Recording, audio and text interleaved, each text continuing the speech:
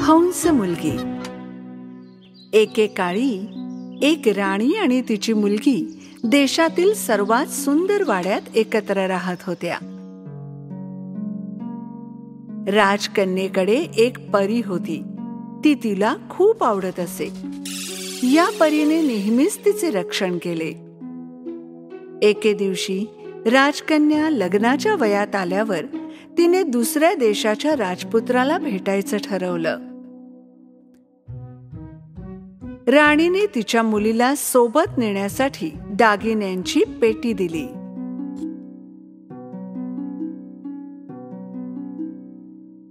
जर वाटेत कोणाला कळलं की तू राजकुमारी आहेस तर तुझ्या सोबत वाईट गोष्टी घडू शकतात, म्हणून तुला सैनिकाऐवजी सोबत म्हणून माझा एक सहाय्यक देते.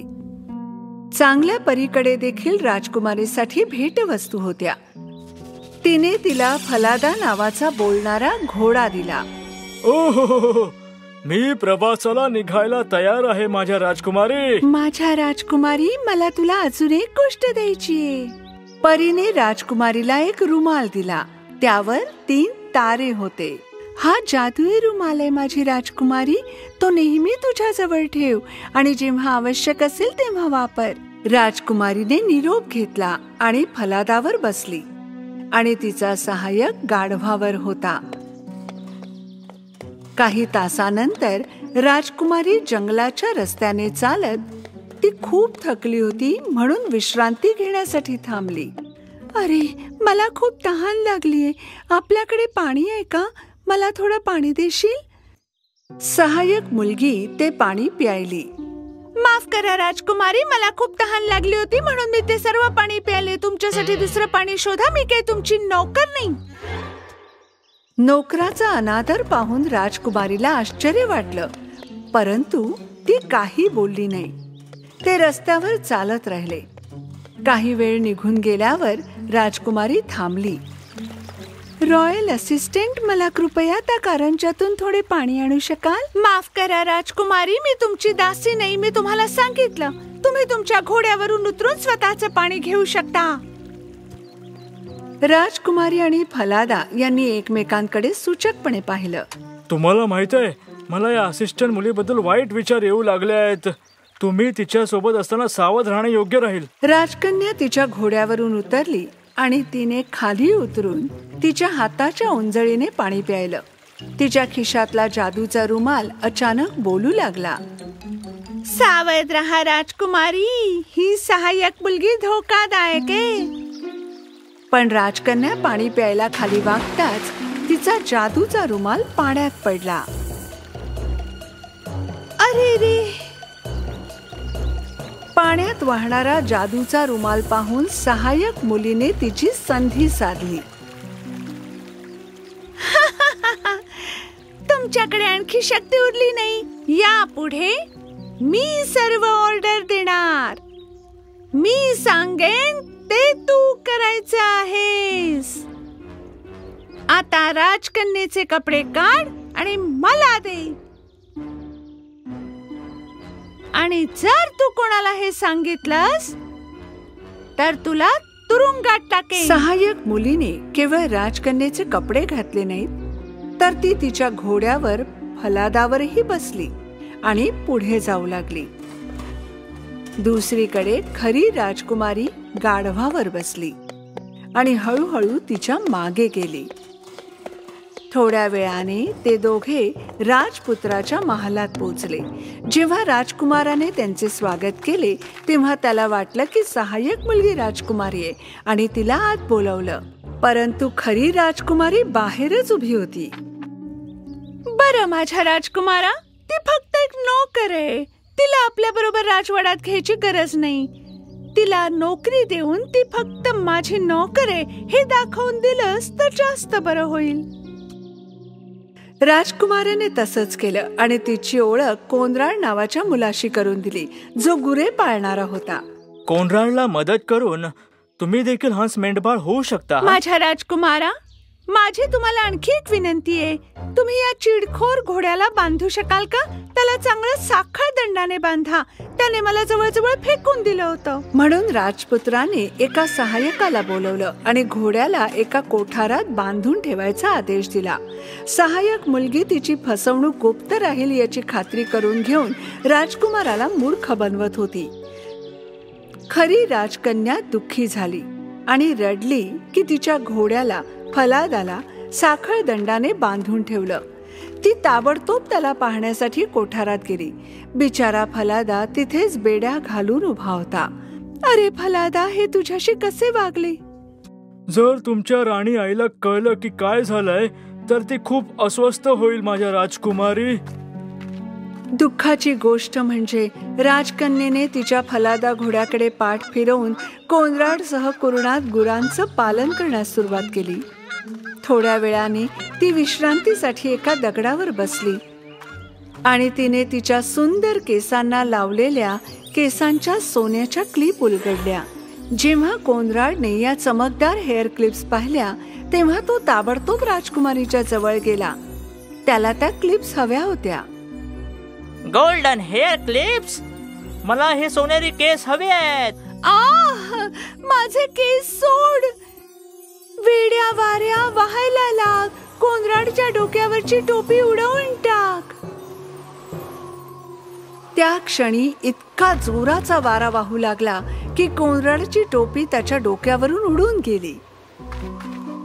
डोंगरावर उडणाऱ्या या टोपीचा पाठलाग केल्यावर कोनराडने शेवटी त्याची टोपी पकडली. राजकुमारीने तोपर्यंत तिचे केस विंचरले होते आणि तिने तिच्या केसांच्या सोनेरी क्लिप लावल्या होत्या. सूर्यास्त होईपर्यंत गुरांची नीट राखण केल्यावर कोनराड आणि राजकुमारी शेवटी राजवाड्यात परतले. कोनराड ताबडतोब राजासमोर गेला. मला तुम्ही दिलेल्या अनोळखी माणसाबरोबर काम करायचं नाहीये. अरे पण का कॉनराड? कारण ती वेडी आहे. ती तिच्या घोड्याशी बोलत असते आणि तिने माझी टोपी उडवली आणि माझी थट्टा सुद्धा केली. हे ऐकून राजाच्या मनात शंका निर्माण झाली. दुसऱ्या दिवशी राजाने गुप्तपणे राजकन्येचा पाठलाग केला. राजकन्या प्रथम कोठारात गेली आणि तिच्या साखळ दंडाने बांधलेल्या फलादाशी पुन्हा बोलली. घोडा बोलत असल्याचे पाहून राजाला आपल्या डोळ्यांवर विश्वास बसेना. त्यानंतर तो त्या कुरणात गेला जिथे कोनराड आणि राजकुमारी गुरे राखत होते आणि तो झुडपांच्या मागे लपला. थोड्या वेळाने त्याला राजकन्येच्या केसातील सोनेरी क्लिप्स दिसल्या.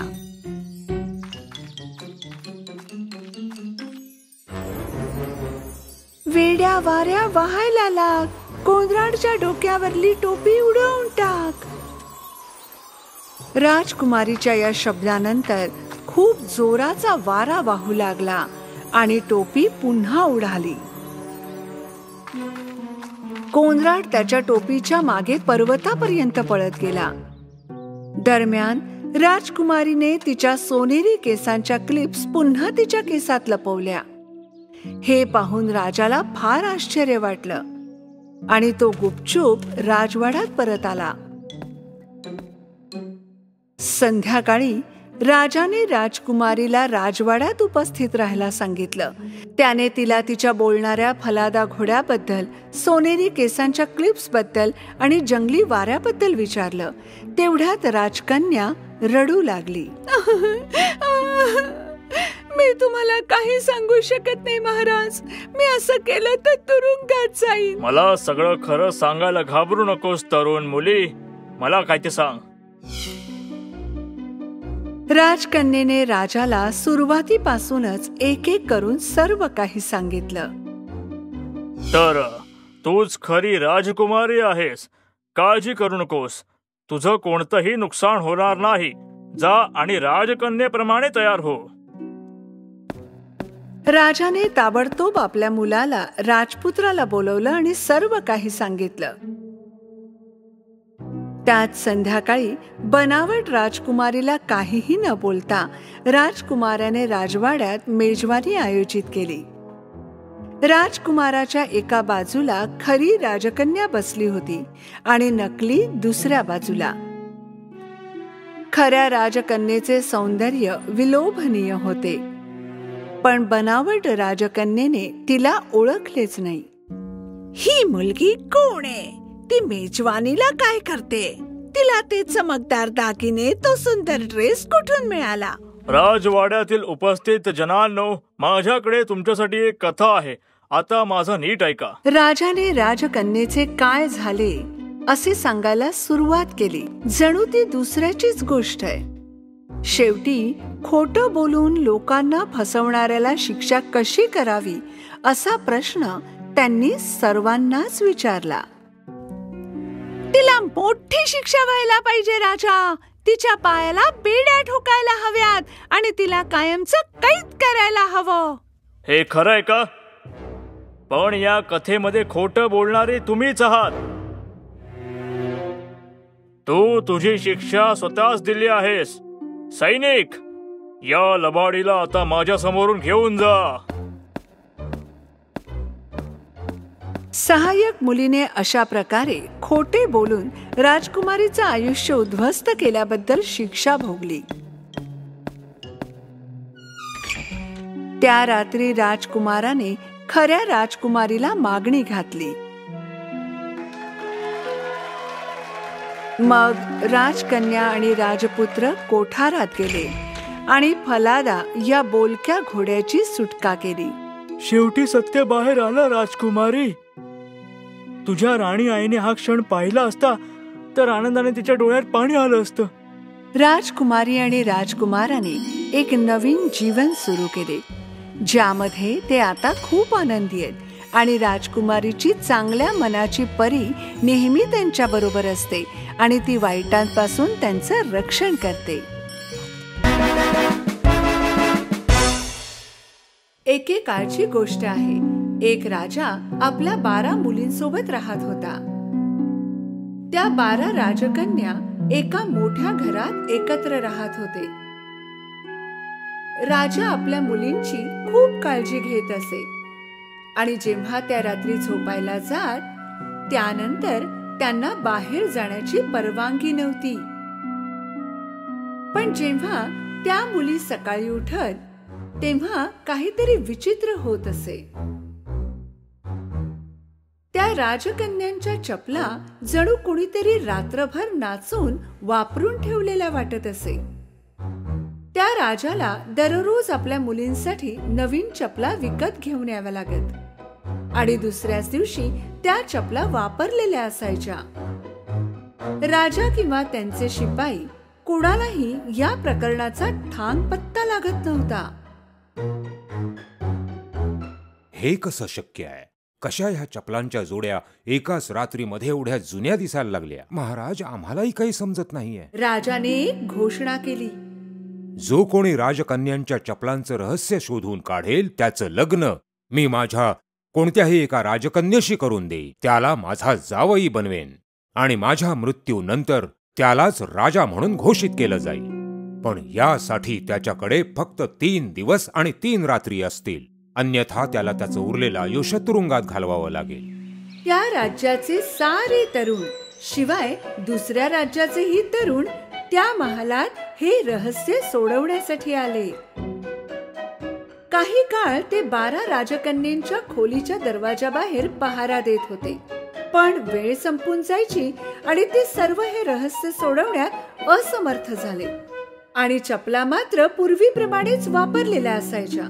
शेवटी एक सज्जन माणूस हे काम करण्यास तयार झाला आणि तो महालाकडे जाण्यास निघाला. रस्त्यात त्याला एक म्हातारी आजी भेटली. ती फार गरीब दिसत होती. माझ्या बाळा, मी फार उपाशी आहे. तू मला खाण्यासाठी एखादा पावाचा तुकडा देऊ शकशील? त्या तरुणाने आपल्या बॅगेत असलेले सगळे जेवण त्या गरीब आजीला दिले. ती आजी खूप खुश झाली, कारण याआधी तिथून जो कोणी जात होता त्या लोकांमधलं कुणीही तिला काहीही देत नव्हतं. त्या आजीबाईला वाटलं की हा तरुण बाकी लोकांपेक्षा वेगळा आहे, म्हणून तिने त्याला बदल्यात एक जादूची शॉल दिली.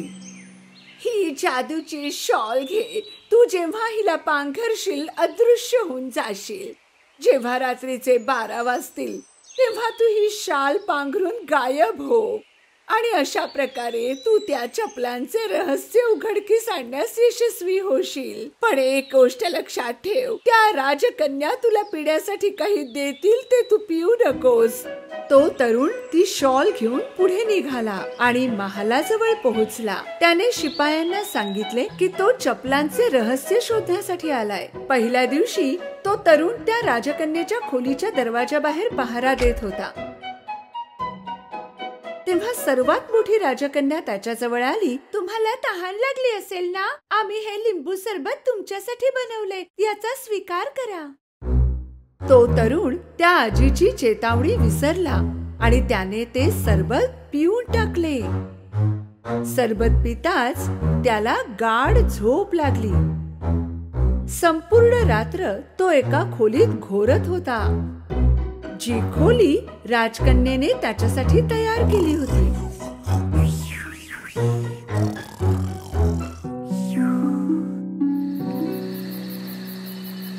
पहाट झाली आणि तो तरुण दचकून उठला. मला तर जादूची शाल पांघरून राजकुमारीच्या खोलीत जायचं होतं. दुसऱ्या रात्री पुन्हा तो दरवाजाच्या बाहेर वाट पाहत उभा होता. यावेळी दुसरी राजकन्या सरबत घेऊन बाहेर आली. त्या तरुणाला पुष्कळ तहान लागली होती आणि तो रात्र होण्याची वाट पाहत होता. काहीही विचार न करता त्याने ते सरबत पिऊन टाकले.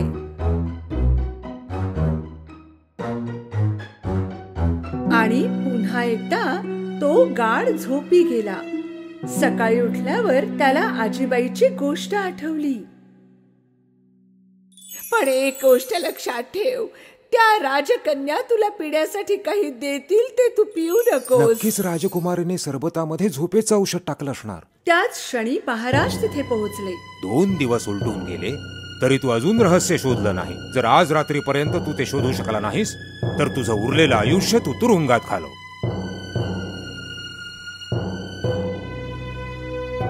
महाराजांनी एवढे बोलून तिथून प्रस्थान केले. त्या तरुणाला आज कुठल्याही परिस्थितीत ते रहस्य शोधायचं होतं. त्या रात्री शेवटच्या वेळी तो तरुण त्या राजकन्येच्या खोलीबाहेर पहारा देत होता. त्यावेळी सर्वात धाकटी राजकुमारी संत्र्याचे सरबत घेऊन बाहेर आली. पण यावेळी तरुण फारच सतर्क होता. जशी ती राजकुमारी आत गेली, त्या तरुणाने पूर्ण सरबत एका कुंडीत फेकून दिले. मध्यरात्र झाली. त्या तरुणाने जादूची शाल पांघरली आणि तो गायब झाला. त्याने हळूच दार उघडले आणि आज जे पाहिले ते पाहून तो आश्चर्यचकित झाला.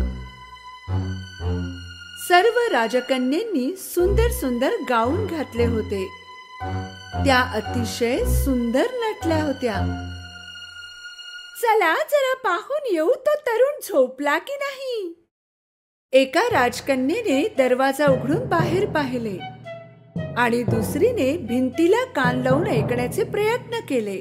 तितक्यात तरुणाच्या लक्षात आले की त्याला घोरण्याचे आवाज काढायला हवे.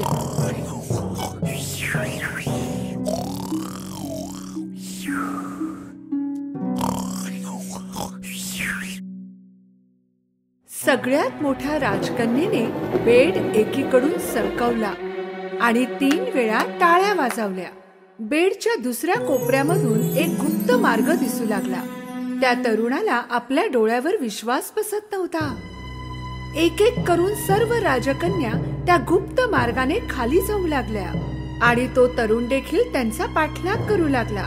हा गुप्त मार्ग शिड्यांपर्यंत जात होता, जिथे 100 शिड्या खालच्या बाजूला जात होत्या. त्या राजकन्या जेव्हा खाली उतरत होत्या तेव्हा त्या तरुणाचा पाय एका राजकन्येच्या स्कर्टवर पडला. आह, कुणीतरी माझ्या स्कर्टवर पाय ठेवला. अगं वेडी, तू स्वतःच शील. शिड्या उतरून त्या जंगलात पोहोचल्या. त्या राजकन्या उंच झाडींच्या मधून चालत होत्या, ज्यांच्या पांढऱ्या फांद्या होत्या. तरुणाने त्यातली एक फांदी तोडली. आणि त्यांचा पाठलाग केला. फार लांबपर्यंत चालता चालता त्या राजकन्या एका नदीच्या काठी थांबल्या. त्या नदीमध्ये 12 बोटी होत्या आणि प्रत्येक बोटीत एक एक राजकुमार त्यांची वाट पाहत होते. त्या राजकन्या बोटीत जाऊन बसल्या आणि तो तरुण देखील शेवटच्या एका बोटीत बसला. बोट आज थोडी भारी वाटते ना, जणू आणखी सुद्धा कोणी बसला असावा. विचित्र आहे. स्वप्न बघणं बंद कर. नदी पार करून ते सगळे एका विशाल चमकदार महालात पोहोचले आणि त्यांना आतून संगीताचा आवाज ऐकू येत होता. त्या तरुणाने खिडकीतून आत डोकावले. त्याने पाहिले की आत काही लोक नाचत होती.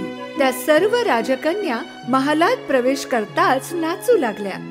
त्या नाचता नाचता थकल्या, पण तरी सुद्धा थांबत नव्हत्या आणि म्हणूनच त्यांच्या चपला वापरलेल्या असायच्या. तरुणाने स्वतःची भूक मिटवण्यासाठी टेबलवर ठेवलेला केकचा एक तुकडा उचलून खाल्ला. सर्वात धाकट्या राजकन्येने हे पाहिले. माझा केक हवेत तरंगतोय, जणू कोणी अदृश्य मनुष्य तो खातोय. काहीही बोलू नकोस. तरुणाने सर्वांची नजर चुकवून टेबलवर ठेवलेले सोनेरी कप उचलले. राजकन्या पहाट होईपर्यंत नाचत होत्या. नंतर त्या बोटीत बसून नदी पार करू लागल्या. जंगलातून चालता चालता शिड्यांनी वर चढल्या.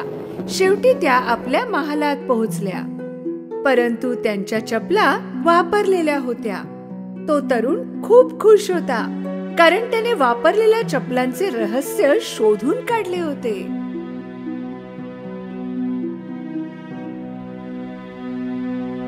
काही वेळानंतर महाराज त्या तरुणाकडे जाऊन उभे राहिले. तुला दिलेली वेळ संपलीये. तू चपलांचं रहस्य शोधू शकलायस का? होय महाराज, मी शोधलंय. आणि मग तरुणाने राजाला संपूर्ण हकीकत सांगितली. राजाला आधी त्याच्या बोलण्यावर विश्वास नाही बसला, पण जेव्हा तरुणाने राजाला पांढरी फांदी आणि सोनेरी कप दाखवला तेव्हा त्यांची खात्री पटली. आणि मग राजाने आपले वचन पूर्ण करण्यासाठी तरुणाला स्वतःच्या पसंतीची राजकन्या निवडण्याची परवानगी दिली. तरुणाने सर्वात धाकट्या राजकन्येशी विवाह करण्याची इच्छा प्रकट केली. त्या 12 राजकन्या थोड्या दुखी होत्या, कारण त्यांचे रहस्य आता सगळ्यांना कळले होते. पण तो तरुण आणि छोटी राजकन्या विवाहबद्ध होऊन आनंदाने आपले जीवन व्यतीत करू लागले. सिंड्रेला आणि 3 चेटकिणी. एकदा काय झालं, दूरवरच्या देशात एक चेटकीण राहत होती, जिचं नाव होतं झिनिया. झिनियाचं म्हणणं होतं की तिच्यासारखी शक्तिशाली चेटकीण जगात आजपर्यंत कोणी झाली नाही. पण जेव्हा परी लियाबेलने तिचा एक मंत्र तोडला, तेव्हा झिनियाला जाणवलं की तिची जादू कमकुवत होत चाललीये. म्हणून तिने तिच्या जादूने जादूगर आणि चेटकिणींना आपल्या सेनेत सामील होण्यासाठी बोलवलं. मी तुम्हाला बोलावत आहे, जगातल्या कानाकोपऱ्यातल्या जादूगर आणि चेटकिणींनो. तुम्हाला वाटतं का याचा उपयोग होईल? मला कोणी एखादा संकेत द्या. झिनियाच्या बोलावण्याला उत्तर देणाऱ्यांमध्ये सर्वात पहिली होती दुष्ट चेटकीण हेला. मग पाण्याच्या खालच्या जगातून वेगा सुद्धा चर्चेत सहभागी झाली आणि शेवटी त्यांनी मिळून विश्वासघाती योजना बनवायला सुरुवात केली. हेलाने सांगितलं की स्नो व्हाईटचं सौंदर्य नष्ट करायची तिची इच्छा आहे आणि वेगाने मरमेड आर्याला खाणी पोहोचवून पाण्याच्या खालच्या राज्यावर शासन करायची योजना आखली. आपल्याला नक्कीच राजकुमारींच्या विरुद्ध युद्ध जिंकायला हवं, पण आपण सिंड्रेला पासून सुरुवात करू आणि मग स्नो व्हाईट आणि जलपरी आर्या.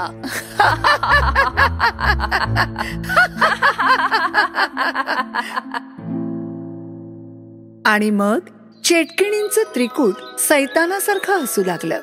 इकडे सिंड्रेला तिच्या लहान उंदीर मित्रांसोबत एका सुंदर सकाळी जागी झाली.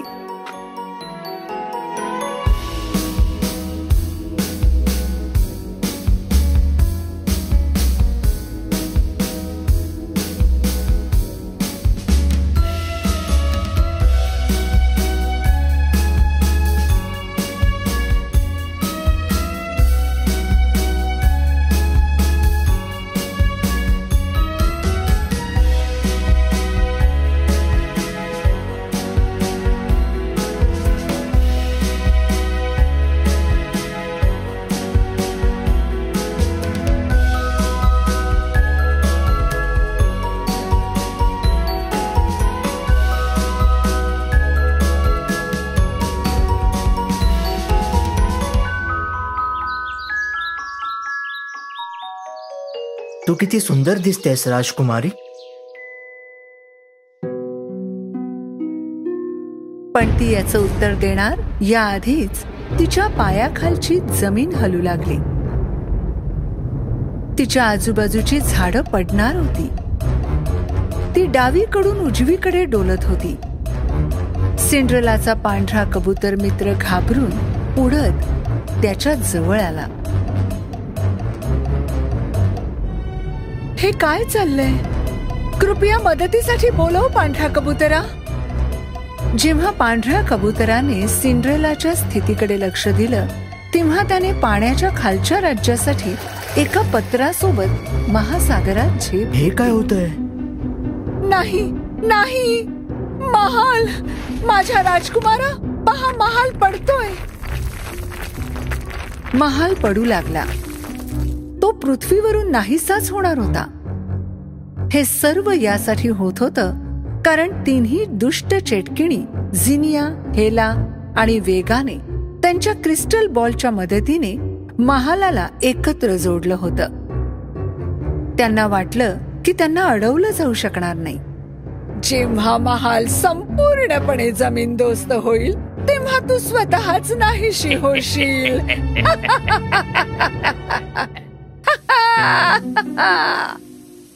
जेव्हा सिंड्रेला आणि प्रिन्स लिओ महालापासून दूर पळाले तेव्हा पाऊस पडू लागला आणि ते बदामाच्या झाडाखाली थांबले. हे बदामाचं झाड आहे, म्हणजे आपण लियाबेलला बोलावू शकतो. सिंड्रेलाने बदामाच्या झाडावर तिचा हात ठेवला, डोळे मिटले आणि चांगल्या परी लियाबेलला बोलवलं. लियाबेल, लियाबेल, जादू तोडायला आम्हाला मदत करा. जेव्हा तिने सिंड्रेलाचा आवाज ऐकला लियाबेल झाडाखाली दिसू लागली. तिने तिच्या छडीचा वापर केला हे जाणून घेण्यासाठी की काय चालू आहे. तुम्ही पाहिलं का? झाडावर चेटकीण आहे. ओ नाही सिंड्रेला, हे 3 शक्तिशाली चेटकिणींचं काम आहे. त्या खूप ताकदीच्या आहेत.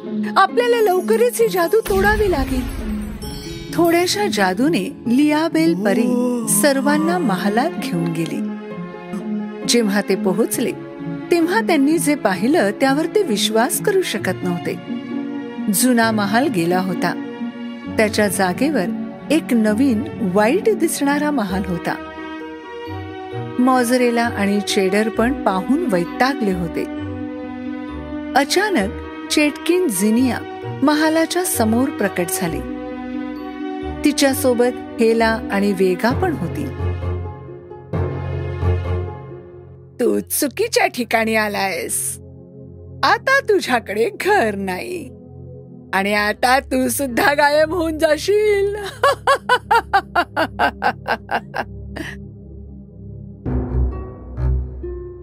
सर्व दुष्ट चेटकिणींनी सिंड्रेलावर जादूच्या बॉलने आग फेकायला सुरुवात केली.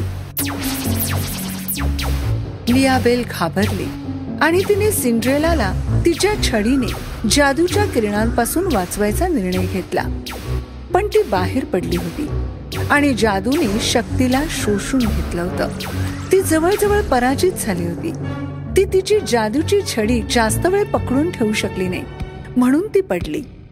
सिंड्रेलाने लगेच जादूची छडी उचलली आणि ती चेटकिणींकडे फिरवली. देवाच्या कृपेने छडीचा प्रकाश जादूच्या किरणांना अडवू शकत होता. ओह नाही, ओह नाही, आता आपण काय करायचं? पण दुष्ट चेटकिणी हार मानणाऱ्यातल्या नव्हत्या. यावेळी वेगाने तिच्या शक्तीचा वापर करून सिंड्रेलाला पृथ्वीच्या खोल पाण्याने हरवून टाकलं. तिने पृथ्वीला वेगळं केलं आणि पाण्याची धार वाहू लागली. नाही, ते असं कसं करू शकतात? तू मला कधी हरवू शकणार नाहीस. जेव्हा पाणी चारही बाजूंनी वाहू लागलं तेव्हा असं काहीतरी झालं की ज्याचा कोणी विचारच केला नव्हता. लहान जलपरी आरिया यांचे वडील राजा पोसायडन दिसले. मी तुझं पत्र वाचलंय. वेगाला धडा मी शिकवणार. पोसायडनने त्यांचं त्रिशूळ घेतलं आणि थोडंसं पाणी चेटकिणींच्या दिशेने फेकून दिलं. नाही नाही, तू असा करू शकत नाहीस. वेगाने पाणी अडवण्याचा प्रयत्न केला, पण ती करू शकली नाही. पोसायडनने पुन्हा चेटकिणींवर त्यांचं त्रिशूल उगारलं आणि पाण्याचा बर्फ बनवून टाकला, जेणेकरून चेटकिणींना एका विशाल बर्फाच्या लादीत कैद करता येईल. लियाबेलला मदत करण्याची संधी दिसली. ती तिच्या छडीसाठी पोहोचली आणि त्यांच्या शक्तीने बर्फाची लादी चारी बाजूंनी साखळीने बांधून टाकली आणि त्यावर मोठं कुलूप लावलं. मग तिने ते उचलून धरलं आणि त्यांना एका पर्वतावर फेकून दिलं, जिथे कधीही कोणी चढायची हिंमत करणार नाही. शेवटी चेटकिणींना पराजित केलं गेलं. धन्यवाद पोसायडन. पोसायडन पाण्याखालच्या राज्यात परत आले. चांगली परी लियाबेलने नवीन भयान दिसणारा महाल गायब केला आणि सिंड्रेलाचा सुंदर महाल पुन्हा त्याच जागेवर बहाल केला जिथे तो होता. प्रिन्स लिओ आणि सिंड्रेला महाल परत मिळालेला पाहून खूप खुश झाले. धन्यवाद लियाबेल. चेटकिणी कितीही दुष्ट असू दे, त्या कधीही तुमच्या दयाळूपणाला हरवू शकणार नाही. मी नेहमी तुझं रक्षण करत राहीन प्रिय सिंड्रेला. चेटकिणींना त्यांच्या कृत्याची शिक्षा मिळाली होती. त्या एका पर्वतावर बर्फाच्या लादीमध्ये तोपर्यंत गोठलेल्या राहिल्या जोपर्यंत सूर्य उगवल्यानंतर बर्फ वितळला नाही, आणि त्या त्यांच्या आयुष्यात परत आल्या. हे युद्ध इथे संपलं नाही लियाबेल आणि सिंड्रेला. जशी रपंझलची चेटकिन कॅमिला आम्हाला भेटेल, तू नक्की हरशील.